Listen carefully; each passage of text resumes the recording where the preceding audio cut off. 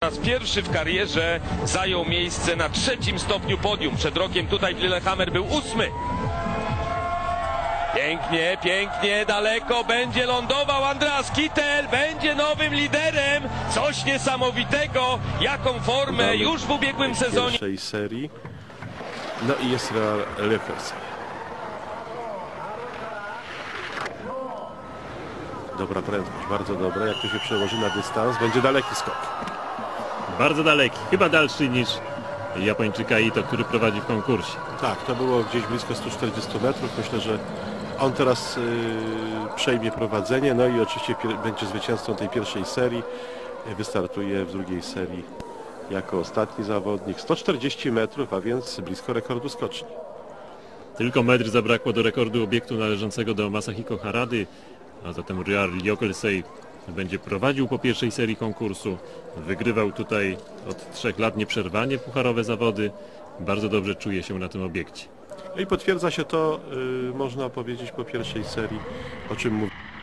Анди Крофлер. Крофлер вчера с Гутелем поделили первое место. 103,5. 134,5 балла было за технику. Вот это да! Что хочет, то и делает здесь вообще. И это тренировка, учтите. 105 метров. Полметра до рекорда трамплина. Lökelsay, ile razy on, kończąc zawody dla swojej ekipy, skakał niewyobrażalnie znakomicie i poprawiał sytuację zespołu. Roar Lökelsay.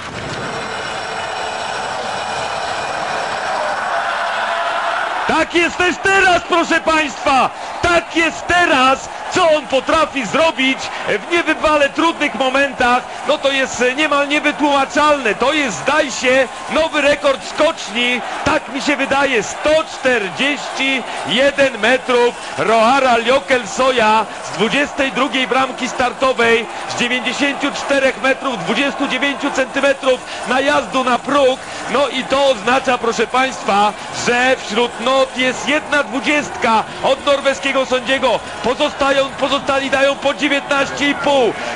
Ja lipsahtamisia, mutta sitä varmastikaan Itävallan joukkue eikä Alexander Pointner nyt toivo. Wiedhölzl vie jälleen pitkälle hyppynsä ja kyykkää tuolla niin pitkällä, että nyt alkaa olla jo mäkiennätyskin tässä vaarassa. Mäkiennätyshän on 132 metriä, jota Wiedhölzl siis sivusi.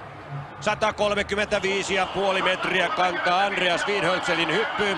Tähän ei kukaan tässä mäessä ole virallisessa kilpailussa yltänyt, eli Andreas Wiedhölzl niiaa sinne loppuun tasajalka alastulon, 16,5 tulee.